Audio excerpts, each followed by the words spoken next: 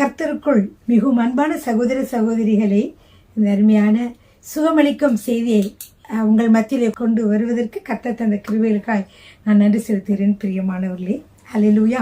ஆம் பிரியமானவர்களே, கர்த்தர் மிகவும் நல்லவராய் இருக்கிறார். அவராலே கூடாத காரியம் ஒன்றுமில்லை. பிரியமானவர்களே, ஹல்லேலூயா. நாம் எத்தனையோ வேலைகளிலே பாருங்க, சுகவீனமானவர்கள் அநேகர் இருக்கிற பொழுது ஒவ்வொருவருக்கும் பார்த்தீங்கன்னா அவங்களுக்கு பதட்டமாக, பயமாக, கலக்கமாக பல சூழ்நிலைகள் இருக்கும். ஆனாலும் ஒரு கண்ணீரோடு கூட அவர்கள் ஜெபித்து கொண்டிருப்பார்கள். அப்படி இருக்க பல சூழ்நிலைகள் இருந்தாலும் கர்த்தர் நம்மை காண்கிறவராக இருக்கிறார். அவர் நம் கண்ணீரை துடைக்கிறவராக இருக்கிறார். ஹல்லேலூயா. அவர் சொல்லியிருக்கிறார், கர்த்தராலே சுகமாக்க முடியாத நோய்கள் எதுவும் இல்லை என்று சொல்லியிருக்கிறார். பிரியமானவர்களே, ஹல்லேலூயா. அவர் உன் நோய்களை எல்லாம் குணமாக்கி, ஒரு நோய் ரெண்டு நோய் இல்லை, எல்லாம் குணமாக்கி அவர் நம்மை வழி நடத்துகிறவராக இருக்கிறார், சுகமளிக்கிறவராக இருக்கிறார். பிரியமானவர்களே, இந்த வேலையிலும் கூட கர்த்தரை புகழ்ந்து, அதாவது அவராலே கூடாத காரியம் ஒன்றுமில்லை. உங்களுடைய மைண்ட்லேயும் மற்ற இடங்களையும் மைண்டில் உங்களுக்கு எப்பொழுதும் சில சமயங்களில் உங்களுக்கு நினைவு வரும், இது முடியாதது, ஐயோ இது முடியாது, இது எப்படி சுகமாகும், இது இப்படியா இருந்தால் அப்படி நிறைய செய்திகளை நம்ம டிவியில் பார்க்குறோம் தானே. அவங்களுக்கு இந்த நோய் இருந்து அதனால் இப்படி ஆகிட்டு மறித்துட்டாங்க, இப்படி இருந்துச்சு இப்படி ஆயிடுச்சு அப்படின்னு பலவிதமான செய்திகளை நம்ம காதில் நம்ம கேட்குறோம். ஆனால் கர்த்தர் நம்ம வேதத்தை எடுத்து வாசிக்கிற பொழுது, நம் ஜீவனுள்ள தேவனாகிய கர்த்தர் நமக்கு கொடுத்த வேதாந்தத்தை எடுத்து வாசிக்கிற பொழுது அங்கே எல்லாமே இங்கு சுகம் கிடைத்தது, இங்கு சுகம் கிடைத்தது, இங்கு சுகம் கிடைத்தது என்று பல இடங்களிலே கர்த்தர் தந்த சுகத்தை பற்றியே நாம் அதை பார்க்கிறோம். பிரியமானவர்களே, எவ்வளவு அருமையான ஒரு புத்தகம் இது, ஜீவ புஸ்தகம். ஹல்லேலூயா. ஆம் பிரியமானவர்களே, சரி எல்லாரும் ஒரு பாடலை நான் பாட விரும்புகிறேன். ஆகாதது எதுவும் இல்லை. ஹல்லேலூயா. ஆகாதது எதுவும் இல்லை, உம்மால் ஆகாதது எதுவும் இல்லை. ஆகாதது எதுவும் இல்லை, உம்மால் ஆகாதது எதுவும் இல்லை. அகிலம் அனைத்தையும் உண்டாக்கி ஆளுகின்றீர், அகிலம் அனைத்தையும் உண்டாக்கி ஆளுகின்றீர். ஆகாதது எதுவும் இல்லை, உம்மால் ஆகாதது எதுவும் இல்லை. துதி செய்ய தொடங்கியதும் எதிரிகள் தங்களுக்குள் வெட்டுண்டு மடிய செய்தீர். துதி செய்ய தொடங்கியதும் எதிரிகள் தங்களுக்குள் வெட்டுண்டு மடிய செய்தீர். உம்மாலாவும் எல்லாமாகும், உம்மாலாவும் எல்லாமாகும். விசுவாசத்தோடு ஆகாதது எதுவும் இல்லை, உம்மால் ஆகாதது எதுவும் இல்லை. அலங்கார வாசலிலே அலங்கோல முடவன் என்று நடந்தானே இயேசு நாமத்தில். அலங்கார வாசலிலே அலங்கோல முடவன் என்று நடந்தானே இயேசு நாமத்தில். உம்மாலாகும் எல்லாமாகும், உம்மாலாகும் எல்லாமாகும். ஆகாதது எதுவும் இல்லை, உம்மால் ஆகாதது எதுவும் இல்லை. கண்ணீரை கண்டதாலே கல்லறைக்கு சென்றவனை கரம் பிடித்து தூக்கி விட்டீர்.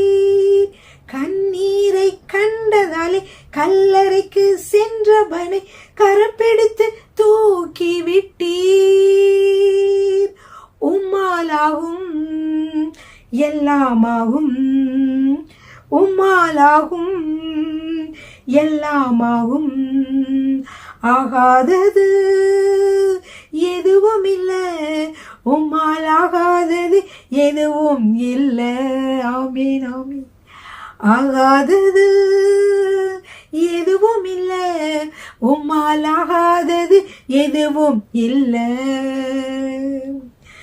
அகிலம் அனைத்தையும் உண்டாக்கி ஆளுகின்றீர், அகிலம் அனைத்தையும் உண்டாக்கி ஆளுகின்றீர். ஆகாதது எதுவும் இல்லை, உம்மால் ஆகாதது எதுவும் இல்லை. பிரியமானவர்களே, நம்முடைய தேவாதி தேவனாலே இயேசு கிறிஸ்துவினாலே ஆகாத காரியம் ஒன்றுமில்லை. பிரியமானவர்களே, பிரியமானவர்களே, கண்ணீரை கண்டதாலே கல்லறைக்கு சென்றவனை கரம் பிடித்து தூக்கிவிட்டு, இது புதிய ஏற்பாட்டிலையும் ஏசப்பா பார்த்தீங்கன்னா அந்த இளைஞன் மரித்து போனான் என்று சென்ற பொழுது அவர் என்ன செய்தார் என்றால் கரம் பிடித்து அவனை தூக்கிவிட்டார். அது மட்டும் இல்ல, ஒரு மரித்து போன சிறு பெண்ணை கூட அவர் தலித்தாகுமே எழுந்திரு என்று சொன்னார். அப்படியாக அவர் இயேசு எப்படிப்பட்டவராக இருந்தார், சுகமாக்குகிறவராக நம்ம அவரை பார்க்கிறோம். பிரியமானவர்களே, அது மட்டுமல்ல, நீங்கள் பழைய ஏற்பாட்டிலும் கூட கல்லறைக்கு சென்றவர் ஒருவரை அவர் கரம் பிடித்து தூக்கிவிட்டார். அது யார் தெரியுமா பிரியமானவர்களே? எசேக்கியா அரசர் தான். பிரியமானவர்களே, அந்த கதை இன்னைக்கு கொஞ்சம் லேசாக பார்க்கலாம். எல்லாரும் எடுத்துக்கொள்ளுங்கள். 2 ராஜாக்கள் புத்தகம் 20வது அதிகாரம். உங்களுடைய நோட்டு புத்தகத்தையும் பேனாவையும் எடுத்துக்கொள்ளுங்கள். இன்றைய நாளிலும் உங்களுக்கு சுகமளிக்கக்கூடிய வேத வசனங்களை உங்களுக்கு நான் சொல்ல போகிறேன். பிரியமானவர்களே, 2 ராஜாக்கள் புத்தகத்திலே நீங்கள் பார்க்கிற பொழுது இது 20வது அதிகாரத்திலே 1வது வசனத்தை நாம் வாசிக்கலாம். அந்நாட்களில் எசேக்கியா வியாதிப்பட்டு மரணத்துக்கு ஏதுவாய் இருந்தார். அப்பொழுது ஆமோசின் குமாரனாகிய ஏசாயா என்னும் தீர்க்கதரிசி அவனிடத்தில் அவனை நோக்கி, நீர் உமது வீட்டு காரியத்தை ஒழுங்குபடுத்தும், நீர் பிழைக்க மாட்டீர், மரித்து போவீர் என்று கர்த்தர் சொல்லுகிறார் என்றார். எசேக்கியா ராஜா அவர் வியாதிப்பட்டு கிடந்தார். அவரை நோக்கி ஏசாயா தீர்க்கதரிசி சொல்லிட்டாரு, ஆண்டவர் உங்களை எடுத்துக்கொள்ள போகிறாரு, உங்களுடைய வீட்டு வேலைகளை உங்க காரியங்களை எல்லாத்தையும் வீட்டுக்காரங்களை ஒழுங்குபடுத்திடு அப்படின்னு சொல்லி நீங்க மரித்து போவீர், பிழைக்க மாட்டேன்னு சொல்லிட்டாங்க. ஆனால் இதை கேட்ட எசேக்கியா அரசர் என்ன செய்தார் பாருங்க. அப்பொழுது எசேக்கியா தன் முகத்தை சுவர்புறமாக திருப்பிக் கொண்டு கர்த்தரை நோக்கி, கர்த்தாவே, நான் உமக்கு முன்பாக உண்மை மன உத்தமாய் நடந்து உமது பார்வைக்கு நலமானதை செய்தேன் என்பதை நினைத்தருளும் என்று விண்ணப்பம் பண்ணினான். அது மட்டும் இல்ல, அவர் எசேக்கியா என்ன செய்தார்? விண்ணப்பம் மட்டும் பண்ணல, எசேக்கியா மிகவும் அழுதார். ஐயோ, எனக்கு மரிக்க போறேனே என்று சொல்லி அவர் மிகவும் வேதனைப்பட்டு அழுதார். பிரியமானவர்கள், அப்பொழுது தீர்க்கதரிசி சொல்லி விட்டு வெளியேறுகிற அந்த தீர்க்கதரிசியாகிய ஏசாவை ஆண்டவர் என்ன சொல்லுகிறார் என்றால், ஏசாயா பாதி முற்றத்தை விட்டு அப்புறம் போகிறதற்கு முன்னே கர்த்தருடைய வார்த்தை அவனுக்கு உண்டாகி அவர் சொன்னது, நீ திரும்பி போய் என் ஜனத்தின் அதிபதியாகிய எசேக்கியாவை நோக்கி, உன் தகப்பனாகிய தாவீதின் தேவனாயிருக்கிற கர்த்தர் சொல்லியது என்னவென்றால், உன் விண்ணப்பத்தை கேட்டேன், உன் கண்ணீரை கண்டேன், இதோ நான் உன்னை குணமாக்குவேன், 3ஆம் நாளிலே நீ கர்த்தருடைய ஆலயத்திற்கு போவாய், உன் நாட்களுடைய 15 வருடங்களை கூட்டுவேன், உன்னையும் இந்த நகரத்தையும் அசீரிய ராஜாவின் கைக்கு தப்புவித்து என் நிமித்தமும் என் தாசனாகிய தாவீது நிமித்தமும் இந்த நகரத்திற்கு ஆதரவாய் இருப்பேன் என்று சொல்லி ஏசாயா தீர்க்கதரிசியின் மூலமாக யாருக்கு இது வருகிறது? எசேக்கியா ராஜாவுக்கு இந்த தீர்க்க தரிசன வார்த்தைகள் வருகிறது. பிரியமானவர்கள், உடனே அவர் எசேக்கியா ராஜாவை பார்த்து சொல்றாரு, உங்களுக்கு ஆண்டவர் திருப்பி என்கிட்ட சொல்லிட்டாரு, உன்னுடைய விண்ணப்பத்தை கேட்டேன், உன் கண்ணீரை கண்டேன், இதோ உன்னை நான் குணமாக்குவேன் என்று சொல்லி சொன்னதை நாம் பார்க்கிறோம். பிரியமானவர்கள், இப்படியாக நம்முடைய தேவன் இப்படிப்பட்டவராக இருக்கிறார். நம்முடைய கூக்குரலை கேட்கிறவராக இருக்கிறார். நம்முடைய கூப்பிடுதலை அவர் கவனிக்கிறவராக இருக்கிறார்.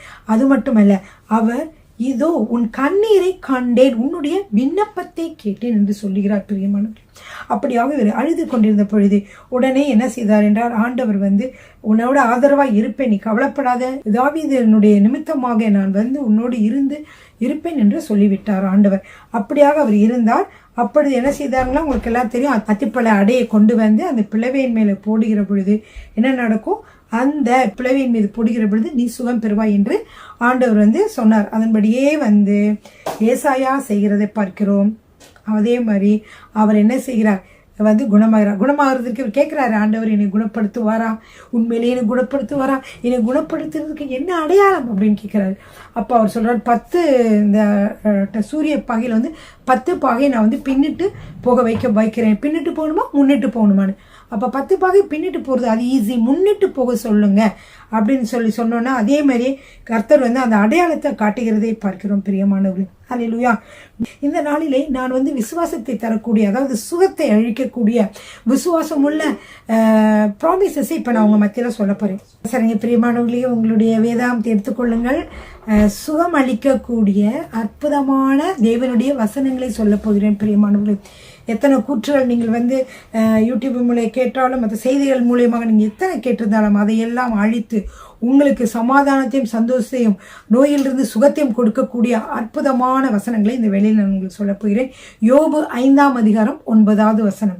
ஆராய்ந்து முடியாத பெரிய காரியங்களையும் எண்ணி முடியாத அதிசயங்களையும் அவர் செய்கிறார். பாருங்க, யோபு பல கஷ்டங்களை பட்டார். ஆனாலும் அவர் என்ன செய்தார்? கர்த்தர் மீது நம்பிக்கையாவே இருந்தார். அவர் வாயில பாவம் செய்தாரு, என்ன சொல்லிட்டாரு, ரொம்ப கவலைப்பட்டார், பதறினாரு, பயந்தாரு. பயந்த காரியம் எனக்கு நேரிட்டதுன்னு சொல்றதை பார்க்கணும். இப்படி பல விதமான காரியங்களை செய்திருந்தாலும் அவர் தேவன் மீது கொண்டுள்ள நம்பிக்கை அவர் இழக்கவே இல்லை. பிரியமானவர்கள், விசுவாசத்தோடு சொல்லுகிறார், ஆராய்ந்து முடியாத பெரிய காரியங்களையும் எண்ணி முடியாத அதிசயங்களையும் அவர் செய்கிறார். உங்களுடைய வாழ்க்கையிலே உங்களுக்கு புரியும், உங்களுக்கு இதுல இருந்து எப்படி விடுதலை ஆகிறது, இந்த பிரச்சனையிலிருந்து, பண பிரச்சனை எப்படி வெளியேறது, அல்லது இந்த நோயிலிருந்து நான் எப்படி வெளிவருது, என்ன சாப்பிடணும், எதை சாப்பிடக்கூடாது, எந்த மருந்து சாப்பிடணும், எந்த வைத்தியரை பார்க்கணும் அப்படின்னு சொல்லி நீங்க இது நடக்குமா நடக்காது என்று குழப்பத்தில் இருக்கலாம். ஆனா ஆண்டவர் சொல்றாரு, அவர் எப்படிப்பட்டவராய் இருக்கிறார் என்றால், ஆராய்ந்து முடியாத பெரிய காரியங்களை செய்கிறவர்.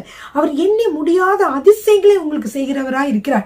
எப்பொழுது? அதுக்கு சேனல் தான், அதுக்கு வழிதான் விசுவாசம். பிரியமானவர், விசுவாசம் உள்ளவர்களாய் நீங்கள் ஜெபத்திலே எவைகளை கேட்பீர்களோ அவைகளை பெற்றுக் கொண்டோம் என்று விசுவாசியுங்கள், அப்பொழுது அவைகள் உங்களுக்கு உண்டாயிருக்கும் என்று சொல்லி நாம் யோவான் எழுதின சுவிசேஷத்திலே இயேசு சொல்கிறார். பிரியமானவர்களே, ஆம் பிரியமானவர்களே, எனவே நீங்கள் விசுவாசியுங்கள், நீங்கள் பெற்றுக்கொள்வீர்கள். ஹல்லேலூயா, ஆமென். சரிங்க, மார்க் 10ஆம் அதிகாரம் 27வது வசனம். இயேசு அவர்களை பார்த்து, மனுஷரால் இது கூடாததான், தேவனால் இது கூடாததல்ல, தேவனாலே எல்லாம் கூடும் என்றார். ஆம் பிரியமானவர்களே, இது முடியுமா முடியாதா, அந்த நோயிலிருந்து நான் விடுதலையாக முடியுமா என்று சொல்லி, என்னுடைய சகோதரி விடுதலையாக முடியுமா, என்னுடைய தகப்பனார் விடுதலையாக முடியுமா, என் கணவர் பிள்ளை நோயிலே பட்டிருக்கிறார்களே அவர்களால் முடியுமா, அதிலிருந்து இவர்களுக்கு என்ன செய்ய வேண்டும் என்று நீங்கள் யோசிக்கலாம். ஆனால் ஆண்டவர் சொல்லுகிற வார்த்தை என்னவென்றால், மனுஷரால் இது கூடாததுதான், தேவனால் இது கூடாததல்ல, தேவனாலே எல்லாம் கூடும் என்று இயேசு மார்க்கிலே சொல்லியிருக்கார். பிரியமானவர்களே, இந்த விசுவாசத்தை நீங்கள் அறிக்கிடுங்கள். மனுஷரால் இது கூடாதான், ஆனால் தேவனால் இது கூடாததல்ல, தேவனாலே எல்லாம் கூடுமாம். பிரியமானவர்களே, சற்று முன்பு படினோம் அல்லவா, ஆகாதது எதுவும் இல்லை, உம்மால் ஆகாதது எதுவும் இல்லை. ஆம் பிரியமானவர்களே, ஏதாவது டவுட்டு சந்தேகம் சாத்தா கொண்டு வந்தா நீங்க உடனே என்ன சொல்லணும்? தேவனாலே கூடாத காரியம் ஒன்றுமில்லை, ஆகாதது எதுவும் இல்லை, உம்மால் ஆகாதது எதுவும் இல்லை அப்படின்னு பாடிருங்க. பிரியமானவர்களே, ஹல்லேலூயா, ஆமென். சரிங்க, மார்க் 9வது அதிகாரம் 23வது வசனம். இயேசு அவனை நோக்கி, நீ விசுவாசிக்க கூடுமானால் ஆகும், விசுவாசிக்கிறவனுக்கு எல்லாம் கூடும். பிரியமானவர்களே, மனுஷனால் இது கூடாததுன்னு ஒரு இடத்துல சொன்னாரு, ஆனா ஒரு இடத்துல கூடுன்னு சொல்றாரு. யார் அது? விசுவாசிகளுக்கு. நீ விசுவாசிக்க கூடுமானால் ஆகும், விசுவாசிக்கிறவனுக்கு எல்லாம் கூடும் என்றார். பிரியமானவர்களே, நீங்கள் எப்படி இருக்கிறீர்கள்? கர்த்தர் மீது விசுவாசமா இருக்கிறீர்களா, நம்பிக்கையா இருக்கிறீர்களா? டாக்டர் சொல்லுகிற வார்த்தைகளை விட, உங்களுடைய மெடிக்கல் ரிசல்ட்ஸ் வந்திருக்கும் இல்லையா, அது சொல்லுகிற உண்மையை விட எது உண்மை என்றால், இந்த வேத வசனம் என்ன சொல்றது அதுதான் உண்மை. எப்பொழுதும் பாருங்க, நீங்க திருப்பி 2 மாசம் கழிச்சு 3 மாசம் கழிச்சு பிளட் டெஸ்ட் பண்ணா பழைய பிளட் டெஸ்ட் இருக்காது, மாறி இருக்கும். ஏன்னா கர்த்தர் உங்களுடைய டாக்டராக இருக்கிறார், அவர் பரம வைத்தியராக இருக்கிறார். இந்த வசனங்கள் எல்லாம் உங்களுக்கு மருந்தாக இருக்கிறது. பிரியமானவர்களே, பிரியமானவர்களே, வேத வசனங்கள் மருந்து என்று சொல்லி இருக்கிறேன். அதாவது நோய்வாய்ப்பட்ட உங்களுக்கு அது ஒரு மருந்து. பிரியமானவர்களே, நோய்வாய்ப்பட்டு இருக்கும் பொழுது மட்டுமல்ல, நீங்கள் எப்பொழுதுமே இந்த வார்த்தைகள் உங்களுக்கு ஆரோக்கியத்தை கொடுக்கக்கூடியதாக இருக்கிறது. ஹல்லேலூயா, ஆமென். சரிங்க, மத்தேயு 17:20. அவங்க கேட்குறாங்க, ஏன் எங்களால் செய்யக்கூடாமல் போயிட்டு ஆண்டவரே, நீங்கள் உங்ககிட்ட மட்டும் அற்புதங்கள் செய்ய முடியுது, அது எப்படின்னு சீசர்கள்லாம் கேட்குறாங்க. அதுக்கு இயேசு சொல்கிறார், அதற்கு இயேசு, உங்கள் அவிசுவாசத்தினாலே தான், நீங்க அவிசுவாசமா இருக்கிறதா நடக்க முடியாம போயிடுச்சு. கடுக விதையளவு விசுவாசம் உங்களுக்கு இருந்தால் நீங்கள் இந்த மலையை பார்த்து அவ்விடம் விட்டு அப்புறம் போ என்று சொல்ல அது அப்புறம் போம், உங்களால் கூடாத காரியம் ஒன்றுமிராது என்று மெய்யாகவே உங்களுக்கு சொல்லுகிறேன் என்று சொல்லுகிறார். பிரியமானவர்களே, ஒரு பெரிய மலை, அதை தள்ளுறதுக்கு மலையளவு விசுவாசம் தேவையில்லை, ஒரு கடுகளவு விசுவாசம் போதும் என்று இயேசு சொல்லியிருக்கார். பிரியமானவர்களே, ஹல்லேலூயா. இப்பொழுது நீங்களோ உங்கள் குடும்பத்தினர் யாராவது நோய்வாய்ப்பட்டு இருக்கிறார்களா? பிரியமானவர்களே, கடுகளவு விசுவாசம் போதும். இயேசு என்னை சுகமாக்க முடியும். அவராலே சுகமாக்க முடியாத நோய்கள் எதுவும் இல்லை. நான் விசுவாசத்தினாலே விசுவாசிக்கிறவனுக்கு எல்லாம் கூடும், விசுவாசிக்கிற எனக்கு எல்லாம் கூடும் என்று சொல்லி என்னாலே கூடாத காரியம் ஒன்றுமில்லை என்று விசுவாசத்தோடே உங்கள் கணவருக்காக, பிள்ளைகளுக்காக, உங்களுக்காக, தாய் தகப்பனாருக்காக நீங்கள் ஜெபியுங்கள் பிரியமானவர்கள். நல்ல நல்ல சாட்சிகளை நான் கேட்க போறேன். அதற்காக கர்த்தருக்கு நன்றி செலுத்துகிறேன். ஹல்லேலூயா. நான் பிரியமானவர்களே, இந்த கடுகளவு விசுவாசம் உங்களுக்கு இருந்தாலும் கூட போதும். ஹல்லேலூயா. ஆமென். அடுத்ததாக ஏசாயா 54:17, உனக்கு விரோதமாய் உருவாக்கப்படும் எந்த ஆயுதமும் வாய்க்காதே போம், உனக்கு விரோதமாய் நியாயத்தில் எழும்பும் எந்த நாவையும் நீ குற்றப்படுத்துவாய். இது கர்த்தருடைய ஊழியக்காரரின் சுதந்திரமும் என்னால் உண்டான அவர்களுடைய நீதியுமாய் இருக்கிறது என்று கர்த்தர் சொல்லுகிறார். பிரியமானவர்களே, கர்த்தர் தேவனுடைய ஊழியக்காரர்களை, அவருக்காக சேவை செய்கிறவர்களே, அவருக்காக நேரத்தை செலவழித்து, பாருங்க, நிறைய பேர் குடும்பத்தை காப்பாற்றணும், எல்லாரையும் குடும்பத்தை பிள்ளைலாம் காப்பாற்றணும், அதுக்காக என்ன செய்வாங்க, அவங்க குறிப்பிட்ட சில வேலைகளை செய்வாங்க. அதை விட ஊழியக்காரர்கள் என்னன்னு பார்த்தீங்கன்னா, அவங்க வெளி வேலையில செய்யக்கூடாதுன்னு சொல்லலை, செய்யலாம். அது செஞ்சுட்டு கூட ஊழியம் செய்யறவங்களும் நிறைய ஊழியக்காரர்கள் இருக்காங்க, அதுவும் ஓகே தான். ஆனா நீங்க சில பேர் வேலை செஞ்சா இந்த நேரம் பத்தாதே ஊழியம் செய்வதற்கு. இப்போ இன்னைக்கு ஒரு 2-3 குடும்பங்களை பார்த்து பேச வேண்டும், அவங்க குடும்பத்துக்கு போய் ஜெபிக்க வேண்டும். ஒவ்வொரு நாளும் 2-3 குடும்பத்துக்கு நான் பார்த்து ஜெபிக்க வேண்டியது இருந்துச்சுன்னா, காலையில போயிட்டு மத்தியானத்துக்கு அப்புறம் சாயந்தரம் வீட்டுக்கு அதுக்கப்புறம் எல்லார் வீட்டுக்கும் போய் ப்ரே பண்றது கொஞ்சம் கடினமான வேலையா இருக்கும் என்று சொல்லி தேவ ஊழியர்கள் என்ன செய்யறாங்க, கர்த்தருக்கென்று பிரதிஷ்டை பண்ணி வேலையெல்லாம், உலக வேலையெல்லாம் வேண்டாம்னு சொல்லி அவங்க என்ன செய்யறாங்க, தேவனுக்காக ஊழியம் செய்யறாங்க. அப்படிப்பட்ட ஊழியக்காரர்களை கர்த்தர் என்ன செய்கிறார் என்றால் அவர்களை மேன்மைப்படுத்துகிறார். ஹல்லேலூயா. அதனால அவர் என்ன சொல்றாரு, அப்படிப்பட்ட ஊழியக்காரர்கள் என்ன செய்வார், பிதாவானவர் என்ன செய்வார், கனம் பண்ணுவார். என்னை ஒருவன் கனம் பண்ணினால் என் நேரத்தையும் காலத்தையும் என்கிட்ட கொடுத்து, பணத்தை எனக்காக கொடுத்து என்னை கனம் பண்ணின ஊழியக்காரர்கள் என்ன செய்வேன், நானும் பிதாவும் என்ன செய்வோம், கனம் பண்ணுவார் என்று சொல்லி இருக்கிற. அதன்படி இந்த வசனத்தை பார்த்தீங்கன்னா, கர்த்தருக்காக ஊழியம் யார் செய்தாலும், அந்த ஊழியம் சபை ஊழியம் மட்டும் இல்லை, பாஸ்டரா இருக்கலாம், எவாஞ்சலிஸ்டா இருக்கலாம், இல்லை ஒரு தாய்மார் வீடு வீடுலாம் போய் அந்த மக்களுக்காக ஜெபிக்கிறவங்களா இருக்கலாம், இல்லை சபை மக்களுக்காக நீங்க போய் அவங்க சுகவீனம் பலவீனமா இருக்கும் பொழுது அவங்களுக்காக ஜெபிக்கிற மக்களாக கூட இருக்கலாம். நீங்கள் மியூசிக் வாசிக்கிறவர்களுக்கும் எப்படிப்பட்ட ஊழியத்தையும் கர்த்தருக்காக அந்த நேரத்தை செலவழித்து மியூசிக் வாசிக்கணும், பாடுகிறவர்களும் உடனே செய்ய முடியாது. அவங்களும் கர்த்தர்கிட்ட பார்த்து காத்திருந்து ஜெபித்து அந்த ஒரு சமையல் பண்றதோ, கணவன் மனைவி பிள்ளைகளோட டைம் ஸ்பெண்ட் பண்றதையோ விட்டுட்டு தான் அவங்க என்ன செய்வாங்க, இந்த பாடல்களை பிராக்டிஸ் பண்ணி எல்லாம் பண்ணி அவங்க செய்யறாங்க. அதனால என்ன செய்யறாரு சொல்றாங்க, கர்த்தர் இந்த கர்த்தருடைய ஊழியக்காரர்கள் அவர் கனப்படுத்துகிறவராக இருக்கிறார். அதனால இந்த வசனம் ஒரு அருமையான வசனம்.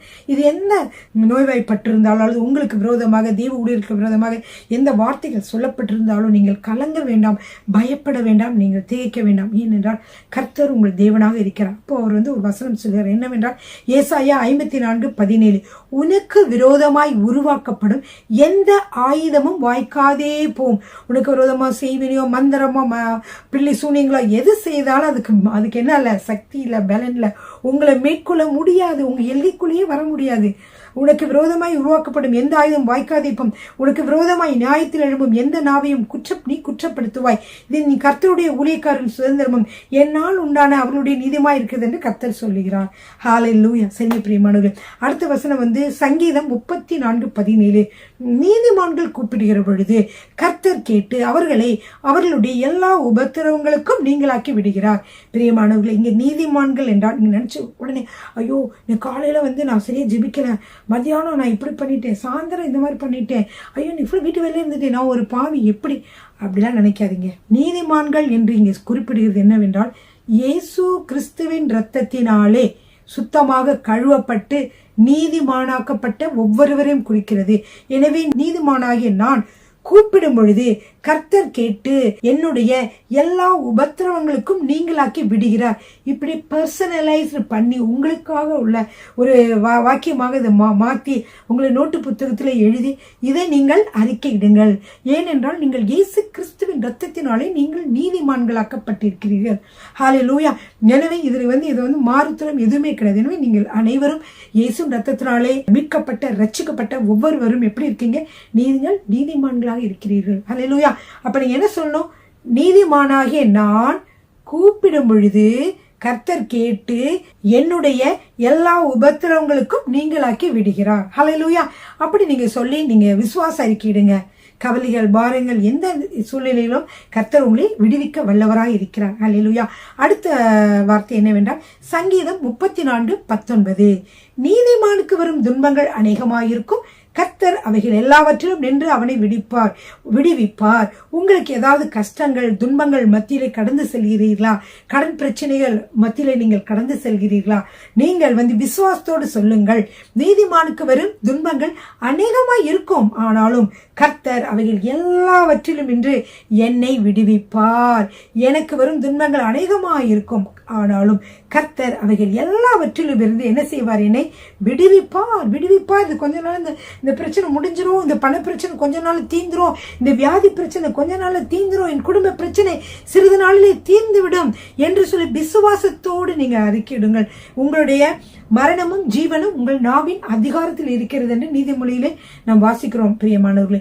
அதன்படி நீங்கள் எதை அறிக்கையிடுகிறீர்களோ அதுவே உங்களுக்கு நடக்கும் பிரியமானவர்களே. ஹல்லேலூயா. சரிங்க. அடுத்து சங்கீதம் 46:1, தேவன் நமக்கு அடைக்கலமும் பலனும் ஆபத்து காலத்தில் அனுகூலமான துணையுமானவர். பிரச்சனையின் பொழுது ஐயோ எனக்கு யாரும் உதவி செய்வாங்க, எனக்கு உதவி செய்ய யாருமே இல்லை, சகோதரர்கள் யாருமே எனக்கு உதவி செய்ய இல்லை, நான் என்ன செய்வது என்று சொல்லி கலங்கி தவிக்கிறீர்களா? உங்களுக்கு ஏற்ற வசனம் தான் இது. இந்த வசனத்தை நீங்கள் அறிக்கையிடுங்கள். தேவன் எனக்கு அடைக்கலமும் பலனும் ஆபத்து காலத்தில் அனுகூலமான துணையுமானவர் என்று சொல்லுங்கள் பிரியமானவர்களே. அப்படியே கர்த்தர் என்ன செய்வார்? இதை நீங்கள் அடிக்கடி அறிக்கையிடுங்கள். அடிக்கடி உங்களுடைய சிந்தனைகளை பார்த்தீங்கன்னா, சாத்தான் தீமையான காரியங்களை விதைக்கிறதுக்கு அவன் மறக்கவே மாட்டான். அவன் என்ன செய்வான் சொல்லுவாங்கன்னா, என்ன சொல்லுவாங்க, ஓவர் டைம் போட்டு அவன் செய்வான். நம்ம கூட கொஞ்ச நேரம் வேலை வச்சுட்டு சமையலோ மற்ற காரியத்தை பார்க்க போயிடுவோம். ஆனால் அவன் சும்மாவே இருக்க மாட்டான். நீங்கள் எல்லாம் அறிக்கிட்டு போய் நீங்கள் சமையல் செஞ்சுட்டு இருந்தாலும், வீடு சுத்தம் பண்ணிட்டு இருந்தாலும், வேலை இடத்துல நீங்கள் இருந்தீங்கன்னா கூட உங்களுக்கு உடனே என்ன சந்தேகம் ஐயோ இந்த மாதிரி பிரச்சனை, இப்போதான் ஜெபம் பண்ணியிருப்பீங்க, ஆனால் உங்களுக்கு ஒரு சந்தேகம் வந்துடும். ஐயோ இந்த மாதிரி பிரச்சனை இருக்கே, நாளைக்கு நான் எப்படி சந்திக்க போறேன்னு தெரியலையே, ஐயோ நான் இது பணத்தை கொடுக்கணுமே, இதாயிருமே சொல்லி அப்படின்னு லேசாக சிந்தனை போட்டுருவானா? உங்களுக்கு அதையே நீங்க யோசிச்சு உங்களுக்கு கொஞ்சம் நஞ்சம் இருக்கிற அந்த விசுவாசம் போய் என்ன செய்வீங்க? நாளைக்கு என்ன செய்யணுமோன்னு ஒரு வழியே தெரியாத ஒருத்தவங்களை போல நீங்க திரு முடிச்சுட்டு என்ன செய்வீங்க? கவலையிலேயே கண்ணீர்லயும் இருப்பீங்க. ஆனா காலையில கூட இந்த வசனத்தை சொல்லியிருந்தா கூட மறந்துருப்பீங்க. அதனாலதான் நான் என்ன சொல்றேன்னா, நீங்க ஒவ்வொரு முறையும் சாத்தான் சிந்தையில தாக்கும் பொழுது உடனே சொல்லி நாளைக்கு என்ன செய்வேன், நாளைக்கு என்ன நான் கவலைப்பட மாட்டேன். ஏன்னா கர்த்தர் எனக்கு அடைக்கலம் பலனும் ஆபத்து காலத்தில் அனுகூலமான துணையுமானவர். எனவே என்ன செய்ய மாட்டேன், நான் பயப்படவே மாட்டேன் அப்படின்னு சொல்லி நீங்க என்ன சொல்லிடணும். ஏன்னா அது சாத்தான் தான் அந்த சந்தேகத்தை கொண்டு வரான். சந்தேகம் போய் நீங்க சமாதானமா சந்தோஷமா நடக்க வேண்டிய வேலைகளை நீங்க ஒழுங்கா பார்ப்பீங்க. நாளை தினத்தை குறித்து கவலைப்படாதீங்க. அந்தந்த நாளுக்கு அதன் பாடு போதும். நாளை தினத்தை குறித்து நாளைக்கு அந்த பாடு போதும், இன்னைக்கு நீங்க கவலைப்படாதீங்க. வேத வசனம் அழகாக சொல்லுகிறது. எவ்வளவோ வருடங்களுக்கு முன்பாக எழுதப்பட்ட இந்த வேத புத்தகமாக இருந்தாலும் இதுல இந்த நாட்களுக்கு நமக்கு தேவையான மனக்கவலையில் இருக்கிறவங்களுக்கு, மன போராட்டத்தில் இருக்கிறவங்களுக்கு எல்லாருக்குமே விடையளிக்கக்கூடிய வார்த்தைகள், அருமையான வார்த்தைகள் வேதத்திலே காணப்படுகிறது பிரியமானவர்களே. ஹல்லேலூயா.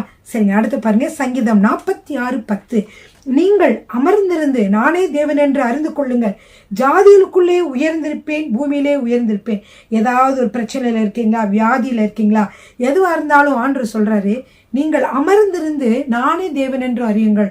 எனவே நீங்க என்ன சொல்லணும், நான் அமர்ந்திருந்து நீரே தேவன் என்று அறிந்து கொள்வேன் ஆண்டவரே, நீர் ஜாதிகளுக்குள்ளே உயர்ந்திருப்பீர், பூமியிலே உயர்ந்திருப்பீர், எனக்கு இந்த காரியத்திலே எனக்கு விடுதலை கொடுப்பீர், இந்த காரியத்திலே எனக்கு உயர்வை கொடுப்பீர், இந்த பரீட்சையிலே நான் பாஸ் பண்ணி உதவி செய்வீர், நான் பதட்டப்படல, நான் அலக்களிக்கப்படலை, நான் அமைதியா இருக்கேன், அமர்ந்திருந்து நீரே தேவன் என்று அறிவேன், என் வாழ்க்கையிலே என்ன செய்வீங்க, பெரிய காரியங்களே நீர் செய்வீர் என்று சொல்லி விசுவாசத்தோடு சொல்லுங்க. அல்லேலூயா. ஆமேன். அடுத்து எபிரேயர் 13:8, இயேசு கிறிஸ்து நேற்றும் இன்றும் என்றும் மாறாதவராய் இருக்கிறார். அவர் நேற்றும் இன்றும் என்றும் மாறாதவர். நேற்று ஒரு நன்மை உங்க வாழ்க்கையில செய்ய முடியும்னா இன்றைக்கும் அவர் செய்ய முடியும். இன்றைக்கும் உங்க வாழ்க்கையில அவர் அற்புதத்தை செய்ய முடியும் என்றால் அவர் என்றைக்குமே செய்ய முடியும். அவர் என்றும் மாறாதவர். அவர் வாக்கு மாறாத தேவன் பிரியமானவர்களே. ஓகே, ஏன்னா நீங்க உங்களுடைய சிந்தனைகள் தான் சில சமயம் மாறும். ஆண்டவர் செய்வாரோ செய்ய மாட்டாரோ அப்படின்னு. அதே மாதிரி சூழ்நிலைகள் கூட மாறிவிடும். ஆனால் தேவன் மாறவே மாட்டார். சூழ்நிலைகள், தவறான சூழ்நிலைகள், கவலையான சூழ்நிலைகள், பாரமான சூழ்நிலைகள், பிரச்சனை சூழ்நிலைகளும் மாறும். ஹல்லேலூயா. இயேசு என்ற நாமத்தை உச்சரித்து நீங்கள் சொல்லுகிற பொழுது அது அப்படியே நடக்கும் பிரியமானவர்களே. சரி, எபிரேயர் 13வது அதிகாரம் 5வது வசனம். நான் உன்னை விட்டு விலகுவதும் இல்லை, உன்னை கைவிடுவதும் இல்லை என்று அவர் சொல்லி இருக்கிறாரே. என்ன சொல்லியிருக்கிறார் ஆண்டவர்? உன்னை விட்டு விலகுவதும் இல்லை, நான் உன்னை கைவிடுவதும் இல்லை. புதிய ஏற்பாட்டிலே நீங்க ஏசாயில வாசிக்கலாம். ஆண்டவர் என்ன சொல்றார்? நான் உன்னை விட்டு விலகுவதில்லை, உன்னை கைவிடுவதில்லை. முன்னாடி காரியங்களே அதாவது பார்க்கலாம். எங்கன்னா லேவியராகமம், உபாகமம் பகுதியிலும் இந்த வசனங்களை நீங்க பார்க்கலாம். ஆண்டவர் இஸ்ரவேல் ஜனங்களுக்கு சொல்றார், நான் உங்களை விட்டு விலகுவதில்லை, உங்களை கைவிடுவதும் இல்லை என்று. ஹல்லேலூயா. இதே நீங்க அடிக்கடி சொல்லுங்க. கவலையா இருக்கா, பலவீனம் என்ன ஆகுமோ ஏதாமோ கவலைப்படாதீங்க, நான் உன்னை விட்டு விலகுவதும் இல்லை, உன்னை கைவிடுவதும் இல்லை என்று ஆண்டவர் சொல்லி இருக்கிறார். அதை நான் விசுவாசிக்கிறேன் என்று சொல்லுங்க பிரியமானவர்களே. ஆமென். ரோமர் 8:37. இவைகள் எல்லாவற்றிலும் நாம் நம்மில் அன்பு கூறுகிறவராலே முற்றும் ஜெயம் கொள்ளுகிறவர்களாய் இருக்கிறோமே. அதாவது கர்த்தர் நம்ம அன்பு கூறுகிறதுனால, நம்ம உங்களை எல்லாம் கர்த்தர் நேசிக்கிறதுனால, உங்களுடைய பிரச்சனையிலிருந்து கர்த்தர் உங்களை மாற்ற வேண்டும் என்ற சிந்தனையோடு அவர் இருப்பதனாலே உங்கள் வாழ்க்கையிலே நீங்கள் எல்லாவற்றிலும் முற்றிலும் ஜெயம் கொண்டவர்களாய் இருக்கிறீர்கள். எனவே ஒவ்வொருவரும் என்ன சொல்லணும்? நான் முற்றிலும் ஜெயம் கொண்டவளாய் இருக்கிறேன், இந்த பிரச்சனையிலிருந்து எனக்கு முற்றிலும் ஜெயம் கிடைக்கும். அடுத்து 2 கொரிந்தியர் 2:14 வாசிக்கலாமா? கிறிஸ்துவுக்குள் எப்பொழுதும் எங்களை வெற்றி சிறக்க பண்ணின தேவனுக்கு ஸ்தோத்திரம். கிறிஸ்து எப்படிப்பட்டவராய், கிறிஸ்துவுக்குள்ளே எப்படி செய்யறார் நம்மளை கிறிஸ்துவுக்குள் எப்பொழுதும். நாளை கழிச்சு என்ன வரும் கவலைப்படாதீங்க. உங்களுக்கு எப்பொழுதும் எங்களை வெற்றி சிறக்க பண்ணுகிற தேவனுக்கு ஸ்தோத்திரம். அவர் எப்படிப்பட்டவராயிருக்க? கிறிஸ்துவுக்குள்ளே எப்பொழுதும் நம்மை வெற்றி சிறக்க பண்ணுகிறவராயிருக்கிறார். ஏன்னா கிறிஸ்துவுக்குள்ளே நாம் இருக்கிற பொழுது கிறிஸ்துவுடைய ரத்தம், அவர் ரத்தத்தை சிந்தி அவர் நம்மளுக்கு ஜெயம் வாங்கி கொடுத்ததுனால எல்லாவற்றிலும் பிரியமானவர்களே நமக்கு ஜெயம் உண்டு, முற்றிலும் ஜெயம் கொள்ளுகிறவர்களாய் இருக்கிறோம். ஹல்லேலூயா. ஆமென். சரி, சங்கீதம் 32:7. நீர் எனக்கு மறைவிடமாயிருக்கிறீர், என்னை நீர் இக்கட்டுக்கு விலக்கி காத்து இரட்சணிய பாடல் என்னை சூழ்ந்து கொள்ளும்படி செய்வீர். பிரியமானவர்களே, வாலிப பிள்ளைகளே, இங்கே யாராக இருந்தாலும் நீங்கள் கவலையோடோ பயத்தோடையோ ஏதாவது ஒரு பிரச்சனையை நினைத்து நீங்கள் கலங்கி கொண்டிருக்கிறீர்கள். ஆண்டவர் சொல்லுகிறார், ஆண்டவரே எனக்கு நீர் மறைவிடமாய் இருக்கிறீர், என்னை நீர் இக்கட்டுக்கு விலக்கி காத்து இரட்சணிய பாடல்கள் என்னை சூழ்ந்து கொள்ளும்படி செய்வீர். அப்படின்னா சந்தோஷத்தோட, நான் இரட்சண்யம்னா நான் விடுதலை ஆகிவிட்டு எனக்கு ரட்சிக்கப்பட்டு விட்டேன், அல்லது எனக்கு விடுதலை கிடைத்தது என்பதை பற்றிய ஒரு காரியங்கள் பிரியமானவர்கள். அப்படிப்பட்ட பாடல்கள், கர்த்தர் என்னை விடுவித்தார், கர்த்தர் என்னை சுகமாக்கினார் என்று சொல்லக்கூடிய பாடல்கள் எப்பொழுதும் என்னை சூழ்ந்து கொள்ளும்படி செய்யுங்க. ஏனென்றால் நாம் கர்த்தருக்கு எப்படி இருக்கிறோம்னா, கர்த்தர் நமக்கு எப்படி இருக்கிறான்னா மறைவிடமாக இருக்கிறேன், நாம் ஓடி ஒளிந்து கொள்ளக்கூடிய துருகமாக இருக்கிறேன். அப்படிப்பட்டதாக தேவன் இருக்கிற பொழுது நீங்கள் எந்த பிரச்சனையிலும் யாருக்கும் நீங்கள் பயப்பட தேவையே இல்லை பிரியமானவர்களே. இந்த வசனத்தை சொல்லி சொல்லி சொல்லி நீங்கள் என்ன செய்யணும்? பாடல்களை பாடுங்க. கர்த்தருடைய பாடல்கள் எல்லாம் பாடுகிற பொழுது கர்த்தருடைய ஜெபத்தில் உட்கார்ந்துருந்தீங்கனாலே ஆண்டவர் உங்களுக்கு ஒரு நல்ல பாடல்களை கொடுப்பாரு. இந்த பாடலை பாடும் பொழுது உங்களுக்கு அப்படியே பாடம் எடுக்கும்போது, ஆஹா இது எனக்கு ஏற்ற பாடலாக இருக்கு, இது விசுவாசமாக இந்த பாடலை நீங்கள் பாடுவீங்க. இப்படியாக கர்த்தர் எப்படிப்பட்டவராக இருக்கிறார் என்றால் உங்களை பாதுகாக்கிறவராக மறைவிடமாக இருக்கிறவராக இருக்கிறார். விசுவாசிக்கிறவர்களால் நடக்கும் அடையாளங்கள் அவனை நீங்கள் என்ன செய்வீர்கள்? சுகமாக்குவீர்கள். வியாதிஸ்தர்கள் கைகளை வைத்தால் சுகமாவார்கள். பிசாசுகளை துரத்துவீர்கள். சாவுக்கு எதுவான யாதொன்றை சாப்பிட்டாலும் அது என்ன செய்யாது? உங்களை நெருங்காது, உங்களை தாக்காது அப்படின்னு சொல்லி கர்த்தருடைய வசனம் காணப்படுகிறது பிரியமானவர்களே. அப்படியே இந்த நாளிலும் கர்த்தரை நோக்கி பார்ப்போம் பிரியமானவர்களே. ஆண்டவரே, இந்த அருமையான வேளையிலும் ஆண்டவரே, சுகத்திற்காக ஆண்டவரே, சுகம் உண்டாக வேண்டும் என்பதற்காக நோய் நொடிகளிலும் வாடிக்கொண்டிருக்கிற மக்களை இந்த வேளையிலே நான் நினைக்கிறேன் ஆண்டவரே. அப்பா, அது எவ்வளவு கொடுமையான நோய்களாக இருந்தாலும் இது சாத்தான் கொடுக்கிற தந்திரமான ஆண்டவரே லைங் சிம்டம்ஸாக இருக்கிறது ஆண்டவரே. அது எல்லாவற்றிலிருந்து மக்களுக்கு விடுதலை கொடுங்க ஆண்டவரே. சின்ன தலைவலிருந்து அது பெருசாக அவங்க நினைக்காதபடி அந்த தலைவலிக்காக உங்க தலையை தொட்டு இயேசுவின் நாமத்தில் தலைவலியை போ என்று சொல்லுகிற விடுதலை அதிலிருந்து முழுவதுமாக விடுதலை கொடுப்பீர் ஆண்டவரே. அப்படி விடுதலை பெற்றுக்கொள்ளட்டும் இந்த வேலையிலும் கூட ஆண்டவரே. மற்ற எந்த நோய்கள், மற்ற சர்க்கரை நோயினாலோ இல்லை ப்ரெஷர்னாலோ இல்லை கொலஸ்ட்ரால்னாலோ அல்லது ஆண்டவரே ஹார்ட் ப்ராப்ளம் மற்ற எதுவாக இருந்தாலும் ஆண்டவர் இந்த வேலையிலே வியாதியை உண்டாக்கிற அந்த அரசத்தின் வல்லமையை இயேசுவின் வல்லமையில நாமத்தினால கடிந்து அப்புறப்படுத்துகிறேன் ஆண்டவரே. மக்கள் குணமடைவார்களாக, சுகம் அடைவார்களாக. ஆண்டவரே உம்முடைய வேதத்தை வாசித்து வாசித்து ஆண்டவரே உம்முடைய வார்த்தைகளை சொல்லி சொல்லி சொல்லி விசுவாச வார்த்தைகளை சொல்லி சொல்லி ஆண்டவரை பாடலை பாடி உம்மை துதித்து ஆண்டவர் சுகத்தை பெற்றுக்கொள்ளத்தக்கதாக உங்களுக்கு கிருபை பாராட்டுங்க. உம்முடைய பாதத்திலே காத்திருக்கக்கூடிய தருணங்களை ஆண்டவரே இந்த விசுவாச பிள்ளைங்களுக்கு கொடுங்க ஆண்டவரே. உம்முடைய பாதத்திலே காத்திருந்து சுகத்தை பெற்றுக்கொள்ள கர்த்தர் கிருபை பாராட்டுங்க. அப்படியே நீங்க செய்வதற்காய் நன்றி ஆண்டவரே. இயேசு கிறிஸ்துவின் வல்லமையுள்ள நாமத்தில் பிதாவே, ஆமேன் ஆமேன்.